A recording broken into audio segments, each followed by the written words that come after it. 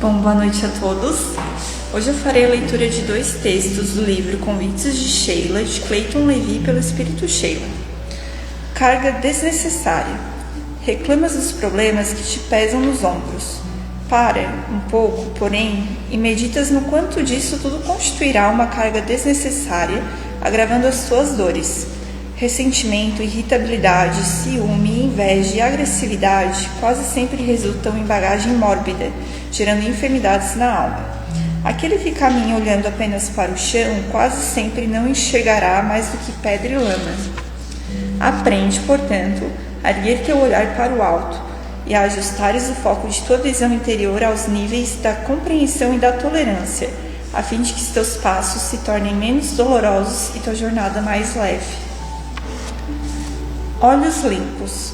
A leitura da realidade varia quase sempre de acordo com o olhar do observador, porque para muitos não passa de fracasso, para outros representa preciosa oportunidade de renovação e amadurecimento. Aquilo que enxergas como imprescindível pode não passar de falsa necessidade criada pelo teu olhar ambicioso. A antipatia que sentes por este ou aquele companheiro pode ser fruto de estrabismo psicológico, gerado pelo teu olhar preconceituoso. Por isso, em todos os lances, aprende a olhar a realidade com os olhos limpos e o coração desarmado, levando em conta que aquilo que chamamos de felicidade e infelicidade quase sempre não passará da maneira como olhamos o mundo. Uma boa palestra a todos, que assim seja.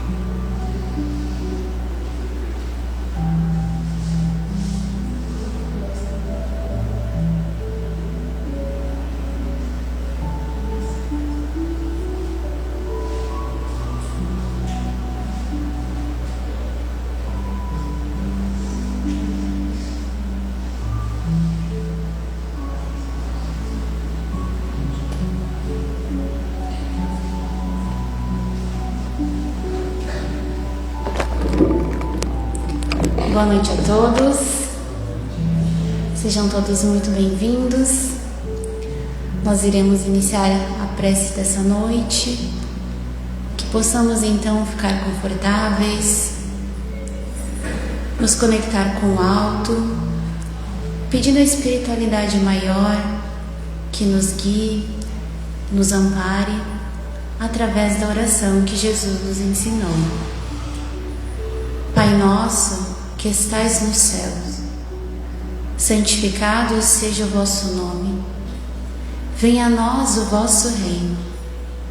Seja feita a tua vontade, Senhor, assim na terra como em todos os mundos habitados. O pão nosso de cada dia, dai-nos hoje e sempre. Perdoa por caridade as nossas ofensas, na medida em que perdoarmos quem nos ofendeu. Não nos deixeis cair em tentação e livra-nos, Senhor, de todo mal, porque teu é o poder, o reino e a glória para todo sempre. Com essa prece, damos por aberto, então, o momento de exposição doutrinária da noite de hoje, com o Laércio, trabalhador aqui da casa. Que todos possam ter uma ótima palestra, que assim seja.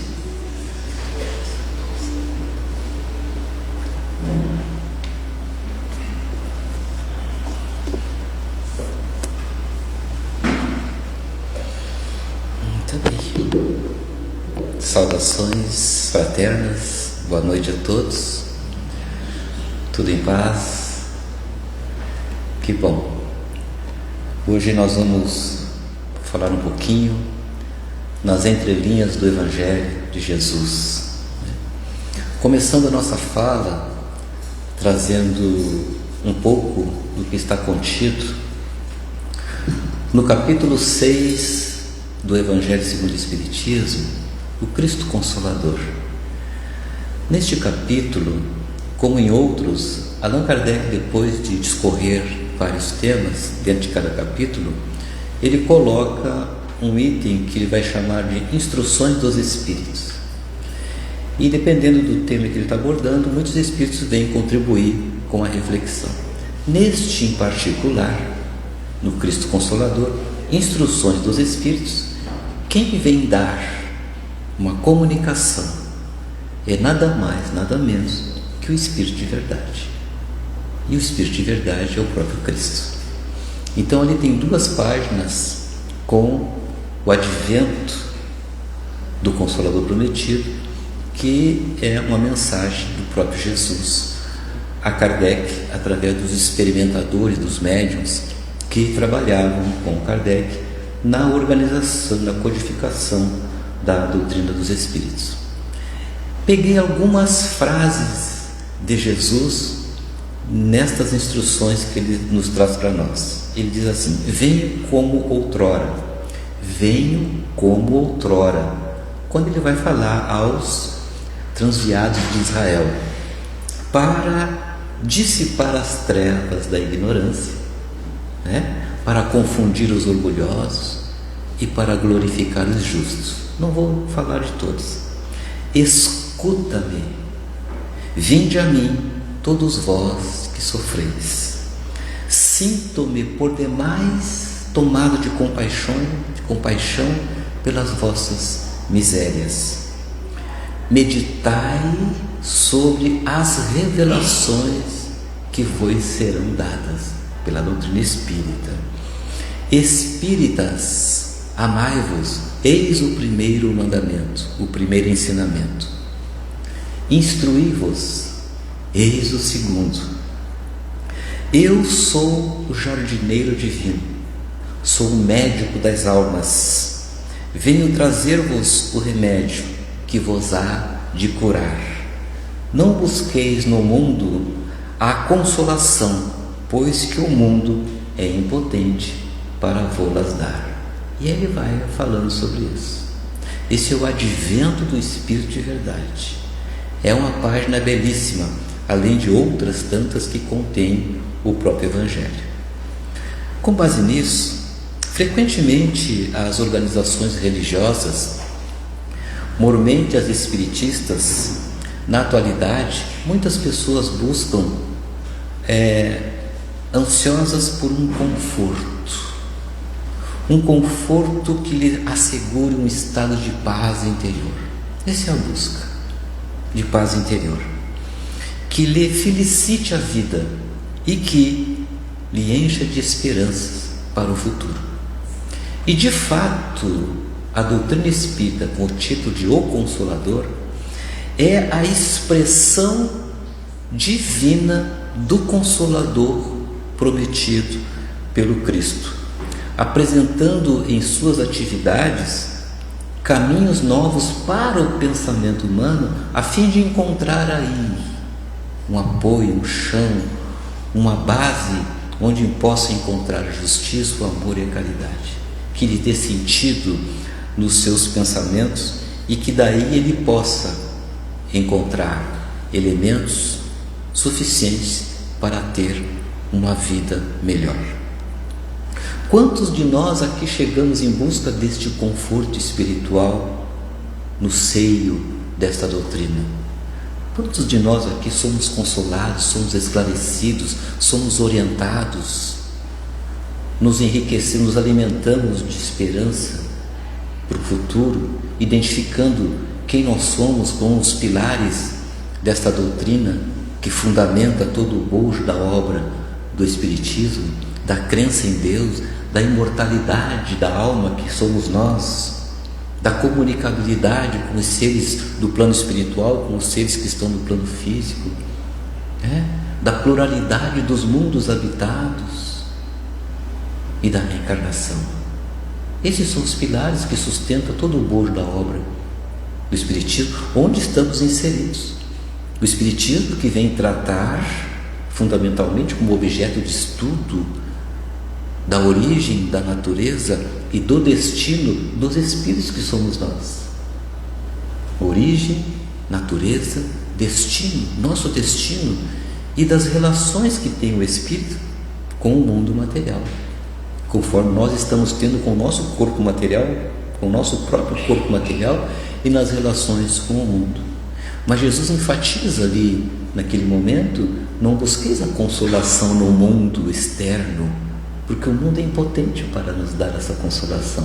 O mundo é impotente para nos dar essa paz.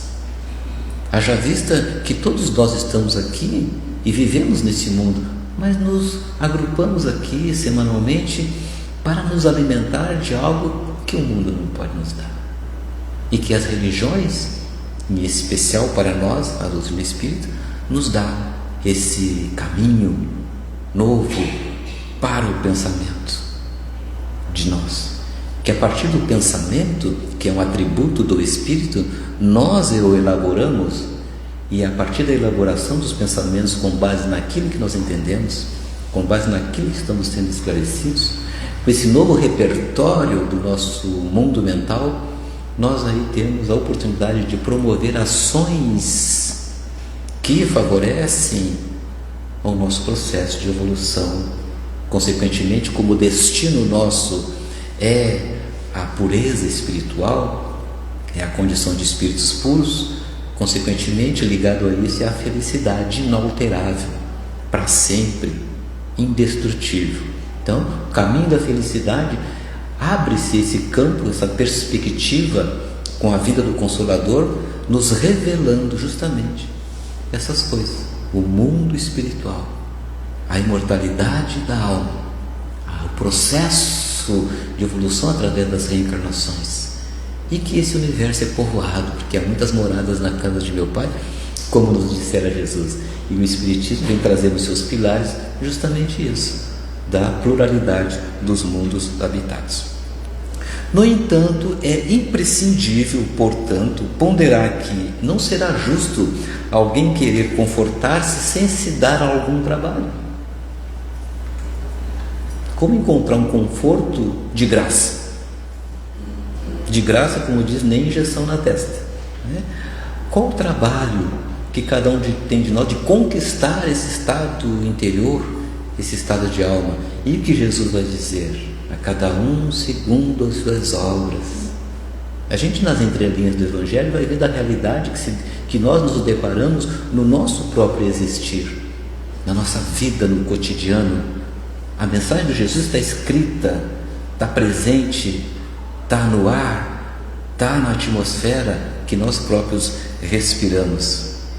E há esse trabalho em cada um de nós a ser realizado. E vamos encontrando esse sentido maior da vida e sendo confortados de alguma forma. Às vezes sem eu perceber que esse conforto se traduz da própria elaboração do nosso fazer, do fazer pelo melhor, pelo bem. Muitos pedem o amparo dos mensageiros divinos, É comum a gente pedir amparo, pedir prece, pedir, né? A gente pede muito, louva pouco e agradece menos, né? Então esses 3 atributos da prece devem estar juntos, né? Louvar, agradecer e pedir. Mas como receber esse amparo se muitas vezes nós chegamos ao absurdo de nos abandonar a nós mesmos pelas ventanias das esquinas, das estradas em que nós estamos andando, ao sabor do vento? Quantas vezes nos deparamos com situações em que a nossa fé desmorona, que nós nos entregamos ao pessimismo, ao rancor, à mágoa, ao sabor do vento que nos bate, esse cúmulo de abandonar a si mesmo. Então qualquer vento muitas vezes agita, balança o barco da nossa existência, demonstrando aquilo que Jesus nos disse. Se tivesses a fé do tamanho de um grão de mostarda, olha que o grão de mostarda é pequeno, dirias para essa montanha, remova-te daqui para ali. Dirias para essa dificuldade que nós estamos vivendo e que vivemos, porque nós estamos num plano de provas e expiações, ninguém está aqui a passeio de férias, estamos para a realização de um trabalho íntimo, de renovação, de estruturação, de aprimoramento, de ajustamento com as leis divinas, né? Então muitas vezes nos vemos balançados na nossa existência e nos abandonamos a nós próprios, circunstâncias que nós nos deparamos na vida. Então esse conforto espiritual não é como o pão que passa mecanicamente de mão em mão, o pão que simboliza tudo aquilo que é do campo material.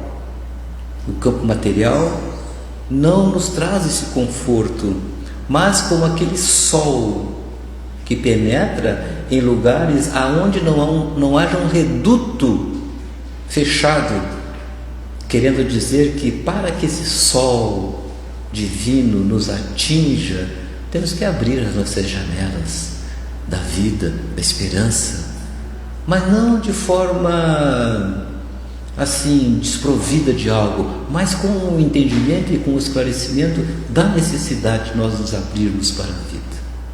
É esse sol divino, esse sol que podemos chamar de Jesus, o Rei Solar, né? Através do seu Evangelho, através das suas lições.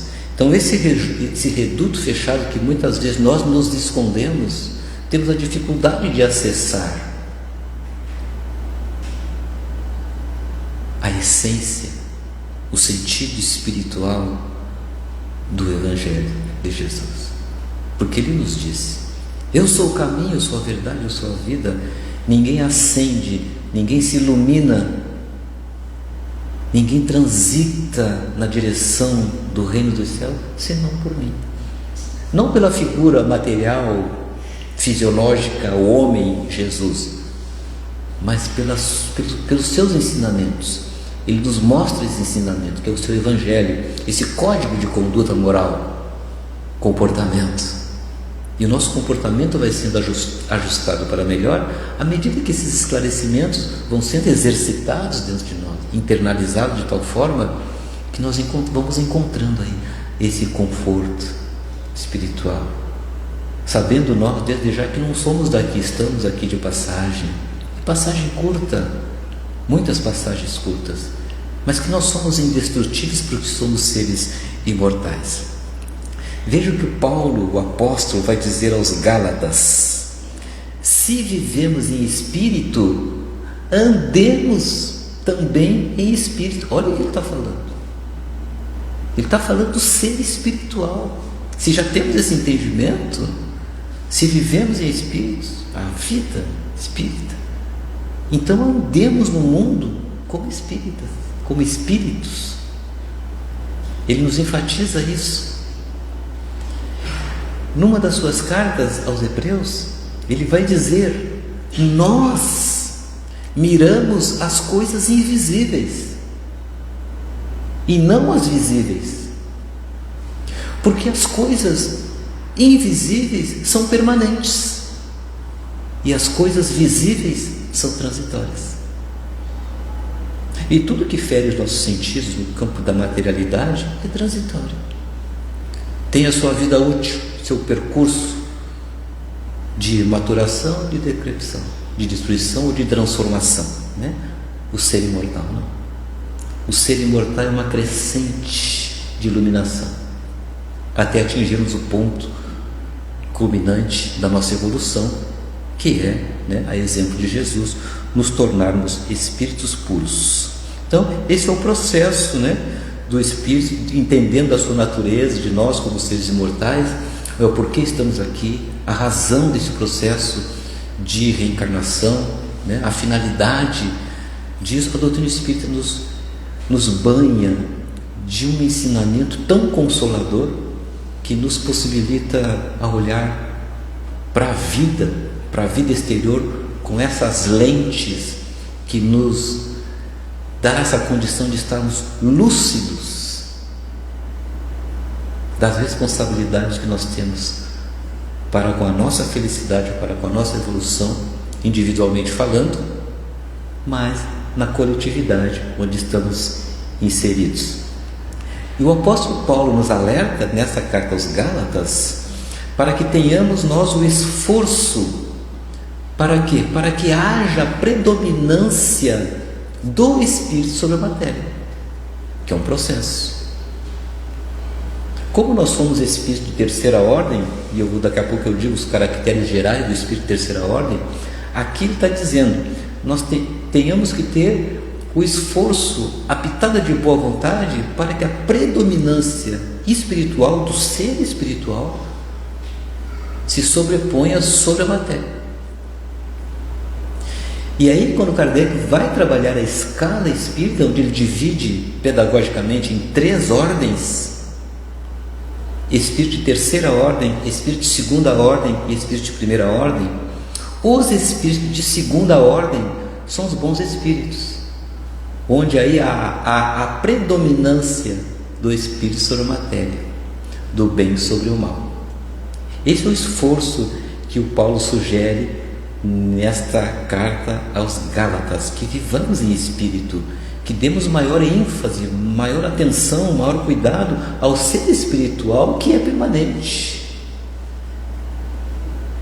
que são os espíritos de segunda ordem.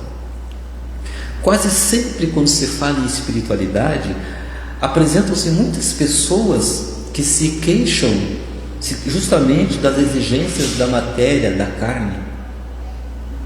Uma hora é o vento, uma hora é o frio, uma hora é a chuva, uma hora é o calor, uma hora é o cabelo crespo, é o cabelo liso, é alto, é baixo, né? É o gordo, é o magro, né? Eu já me livrei de um problema, não tenho mais problema com relação ao cabelo, mas uma hora está liso, quem crespar, uma hora está crespo, quer alisar, é uma dificuldade. E aí os aflitos, as nossas aflições estão correlacionadas com as coisas visíveis. Pode perceber, as nossas aflições estão relacionadas com as coisas visíveis. E aí, nesse sentido, o que está predominando? A matéria sobre o espírito. Simples assim. Olha como Kardec consegue, predomina a matéria sobre o espírito. E isso está lá, espírito de terceira ordem, que somos nós. Alguém aqui se habilita, está na categoria de espírito de segunda ordem? Não precisa responder, tá? Não vai ficar ruim para nós, né? Nós somos espírito de terceira ordem. Predomina a matéria sobre o espírito, predomina o bem sobre o mal. Basta alguém nos olhar atravessado, o quê? Porque está me olhando por quê? Basta alguém startar o gatilho, sabe? E a gente já solta o veneno. É como se estivesse pronto, invigilantes para as armadilhas que a vida, a circunstância nos coloca. E é esse exercício que nós precisamos, estar vigilante, como Jesus diz, né? Orar, a gente acorda de manhã, ora, e já na largada, ali na saída de casa, já tem uma situação que já foi a oração, e já nos colocamos em vigilantes, e agimos, não, nós reagimos a isso, e aí sofremos nesse sentido. Então o próprio mestre vai figurar como elemento divino e forte o espírito. O espírito como elemento divino, forte. E a carne como expressão humana fraca. Então, atentar para a nossa natureza espiritual, em que Jesus já falava lá. Jesus já falava: estou de passagem para a fundação do reino de Deus. Fundação do reino de Deus, significando dizer o amor no coração dos homens. Isso é o reino de Deus. E as asas para conquistarmos isso é conhecimento e moralidade. Nesse processo nós vamos avançando nisso. Claro que não dá para conquistarmos isso numa existência. Então fica claro para nós. Não dá para... Quando Kardec pergunta lá na questão 920 do Livro dos Espíritos, na quarta parte do livro, abre a quarta parte do Livro dos Espíritos, penas e consolações, esperanças e consolações, e ele faz uma pergunta interessante, questão 920, é possível ser o homem feliz plenamente na Terra? Olha só. E a resposta dos Espíritos é categórica: não. Nós não podemos ser felizes plenamente na Terra. Não há sentido desenvolvido para essa felicidade, para esse conforto espiritual na Terra, na condição nossa de espírito de terceira ordem, num plano como a Terra, um plano de provas e expiações. Nós nos debatemos nessas dificuldades geradas, oriundas das más paixões, típicos de espíritos ainda inferiores. Não dá para ser feliz ainda. Eles são categóricos e não tem nenhum problema nisso, entendendo que isso faz parte de um processo.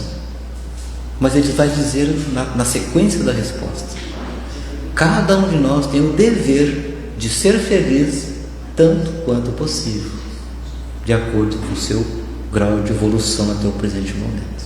E aí a doutrina espírita nos, amplia o nosso entendimento sobre nós próprios, nosso conhecimento sobre nós mesmos. Lá no capítulo 7 do Evangelho segundo o Espiritismo, sede perfeitos, no item 3 desse capítulo, Allan Kardec vai abordar sobre o homem de bem. O homem de bem, ele vai dizer: o verdadeiro homem de bem é aquele que cumpre a lei de justiça, amor e caridade. Esse é o caminho para o conforto espiritual. Sem caridade não há salvação. Já diz Kardec, é fora da caridade que não há salvação. Não adianta nós estar pipocando de igreja em igreja. Não é na igreja que está a salvação, é fora da caridade, é a nação. A maior igreja que nós temos é no palco da vida. O maior altar que nós temos é aí na rua, vivendo com as pessoas, vivendo conosco. É aí a igreja. Então, o que é caridade como entendia Jesus? Benevolência, indulgência e perdão das ofensas para com todos. Porque quem é indulgente, quem cumpre esses 3 preceitos, ama. Quem cumpre esses 3 preceitos é justo. Isso não está desassociado. Então é um caminho que nós estamos percorrendo. Já estivemos mais longe, já passamos pela fase primitiva, dos mundos primitivos. Nós aqui estamos no final de uma era, terminando um processo num plano de provas e expiações, nessa transição planetária, para pisarmos, colocarmos o pé num plano de regeneração.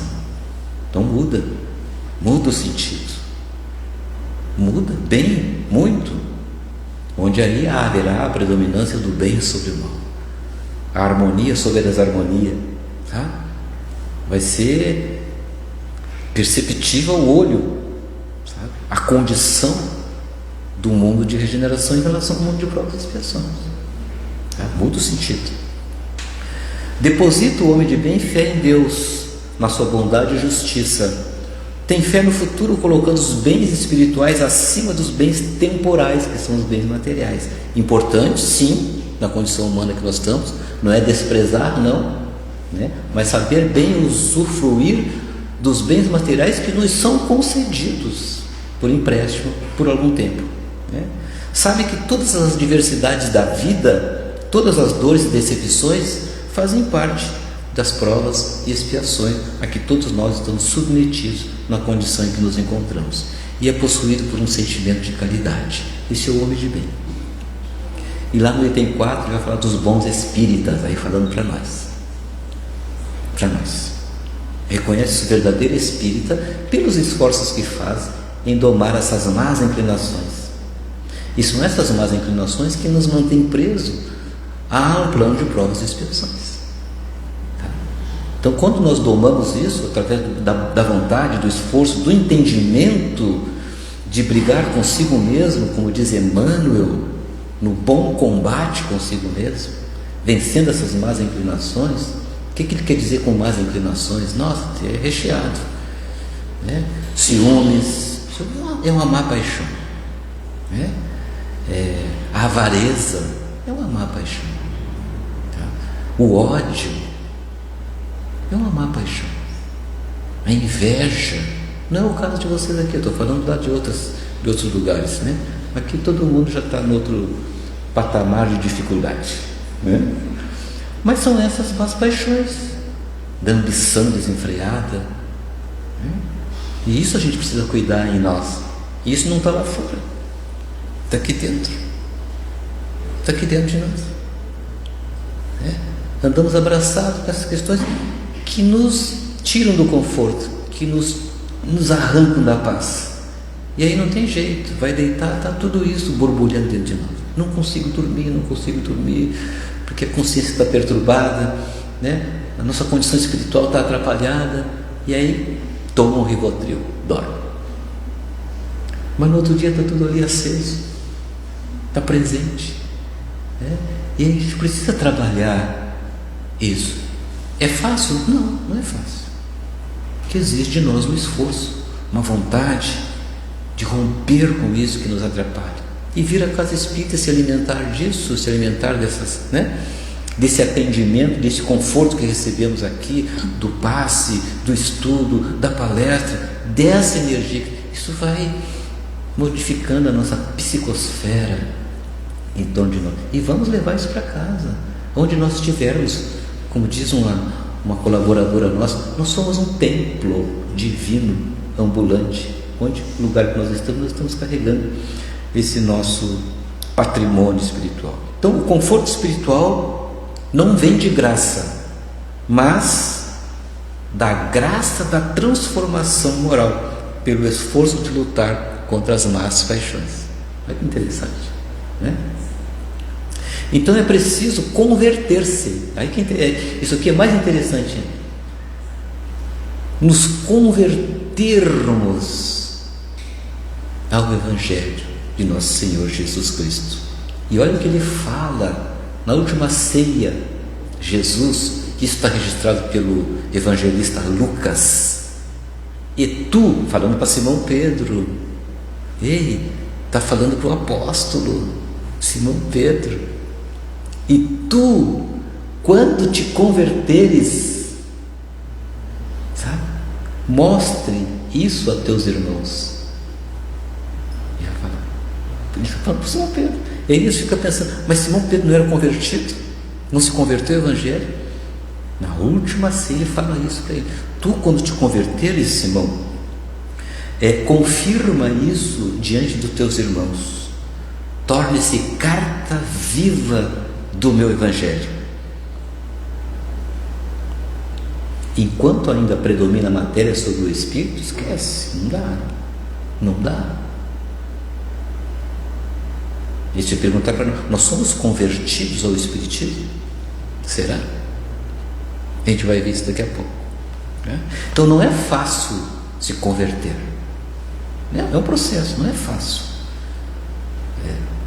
Nós estamos aqui bebendo, nos munindo, nos instrumentalizando para tal, e ir paulatinamente aplicando isso na vida de algum jeito, uma hora um pouco mais, uma hora um pouco menos, mas é uma luta se converter.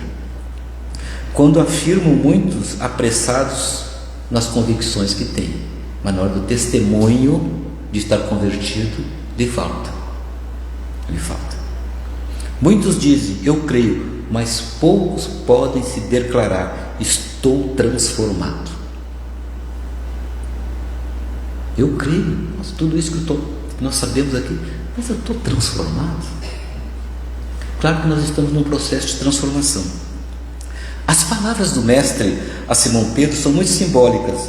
Jesus proferiu-as no Calvário, na hora grave, naquele momento em que o Mestre iria passar e beber daquele cálice da crucificação, em que ele diz: Pai, afasta de mim esse cálice, mas que seja feita a tua vontade, não a minha. Não é assim que nós fazemos?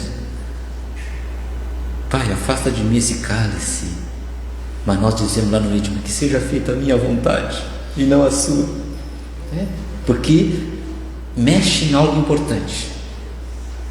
Então Jesus recomendava ao pescador de Cafarnaum que confirmasse diante de seus irmãos o testemunho quando se convertesse, porque ele ainda não era convertido. Ele não era convertido. E eu vou demonstrar isso aqui agora. Pedro sempre foi o mais próximo do Mestre e ativo. O Mestre preferiu se hospedar na casa dele, na casa de Simão Pedro. E Pedro viu com seus olhos e outros o Mestre fazer coisas maravilhosas. Ele curava, a gente chamava de lepra, agora não é hanseníase, né? Ele curava com um toque. Pedro via isso. Levantou paralíticos, devolveu a visão a cegos, estancou a mulher que tinha fluxo de sangue contínuo, mulher hemorroísa, viu curas fantásticas. E Pedro não tinha se convertido ainda. E na hora grave, Jesus vai anunciar que ele precisaria ir. E Pedro pergunta: posso ir contigo? Eu digo: não podes, tu não podes. Para onde eu ver, tu não podes ir. Mas como, Mestre? Eu estou lado a lado contigo, tu não podes ir, Pedro.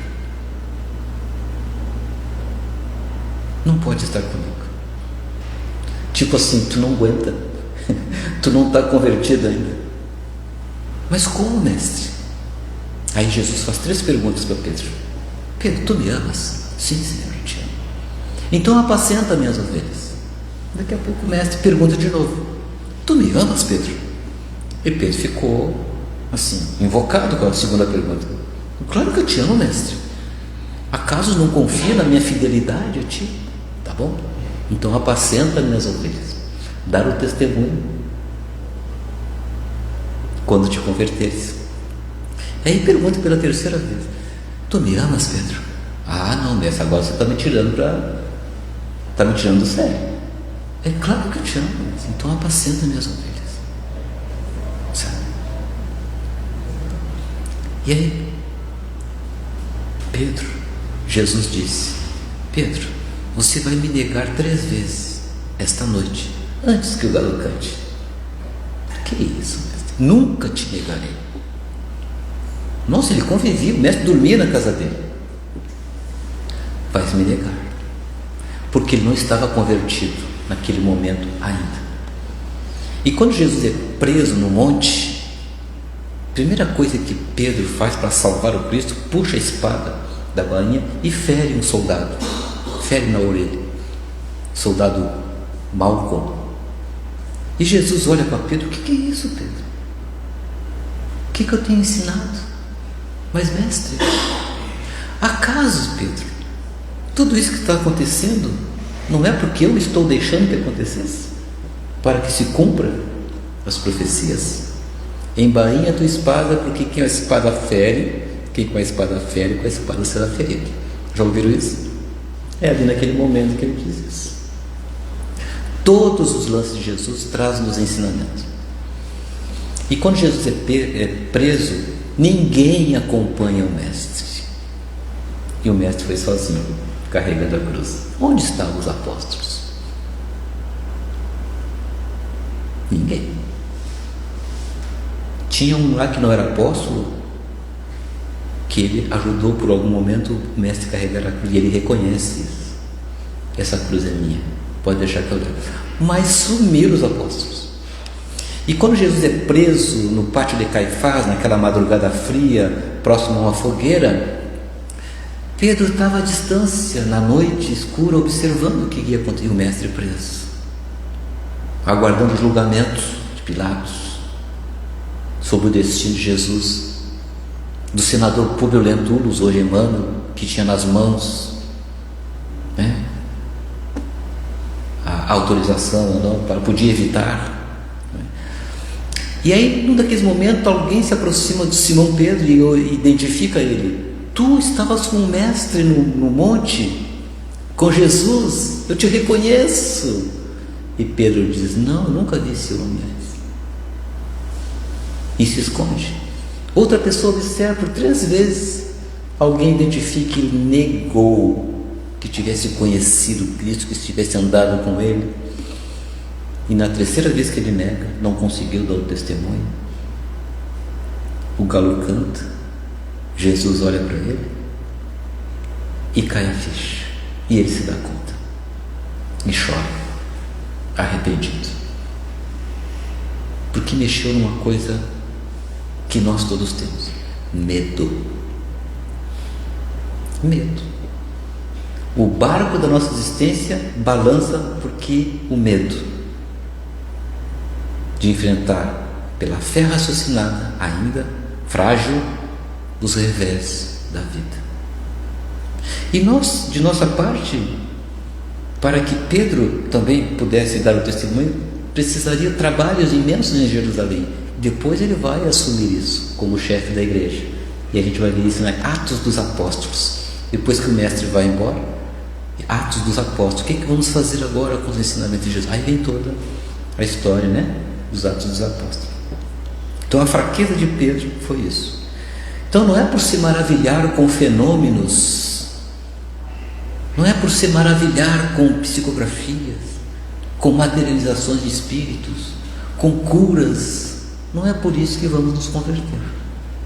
Veja o exemplo de Pedro. Mas pelo conhecimento. Conhecereis a verdade, e a verdade vos libertará. Não é isso que a gente ouve?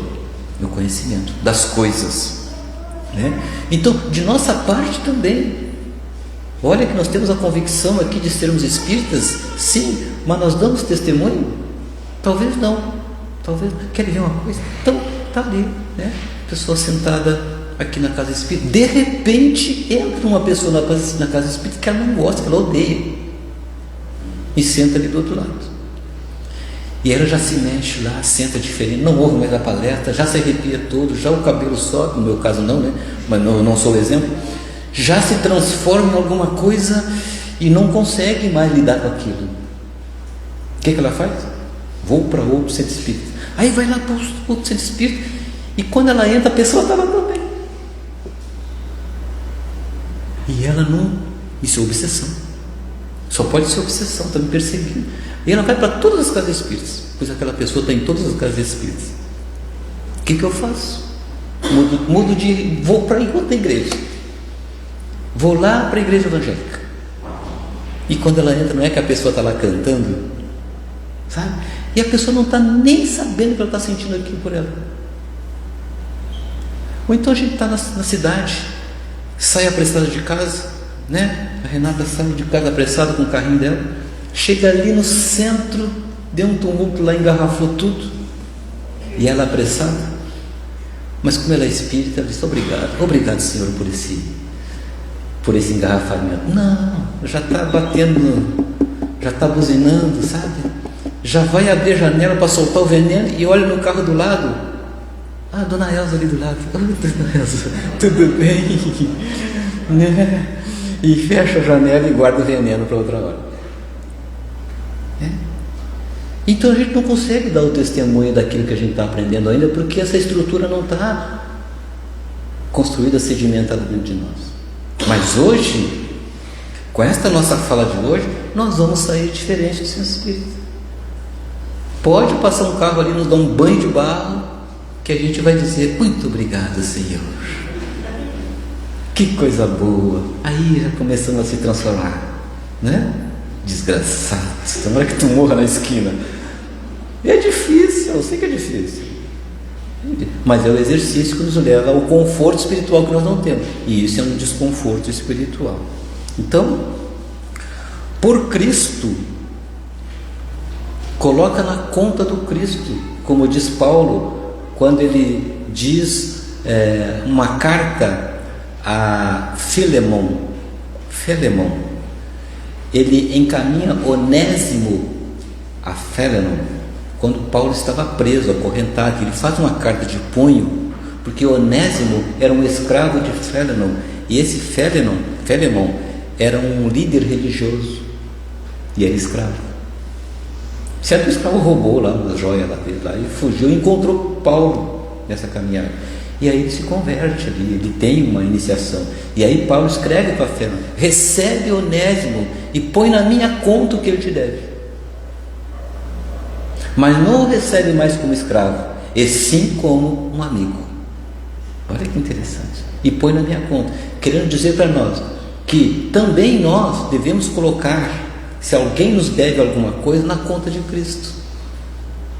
Não que Cristo vai pagar, porque todas as dificuldades que nós temos na vida, todas as dificuldades, Jesus encaminha e nos ampara para lidar com ela, ou não? Jesus. E todas as facilidades, as coisas retas que estamos vivendo, graças à oportunidade que Jesus nos dá. Então nós somos devedores do Cristo. Por isso nós devemos nos aproximar do Cristo, nas entrelinhas do Evangelho, converter-se para corresponder a tudo que nós recebemos do Mestre, por amor a nós. O Mestre nos ajuda na dificuldade e nas dádivas que temos, graças ao seu amor junto a nós. E eu preciso terminar a palestra agora para ser caridoso com vocês. Tá certo? Tá bom? A outra metade fica para a próxima semana. É isso. Que a paz esteja com todos e nos ajude nesse processo de converter-se ao Evangelho, que é o caminho. Não tem outro. Não busque consolação no mundo, porque não vai ter. Mergulhe-se no Evangelho. Faça na sua intimidade a sua reflexão, no silêncio dos seus pensamentos, porque Jesus está nos ouvindo. Muito obrigado. Que assim seja.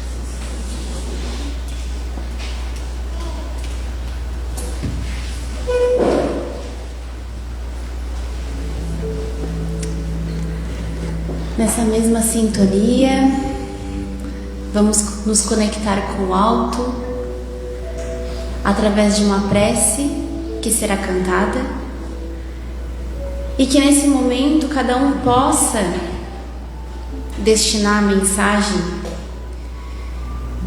dessa prece para uma pessoa querida ou uma pessoa que esteja em sofrimento e que precisa dessa energia, que precisa dessa prece.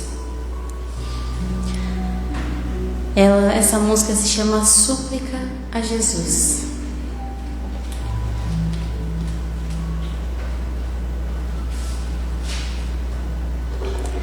Jesus, no silêncio da prece, teus irmãos a ti pedem paz, para aliviar um pouco as aflições.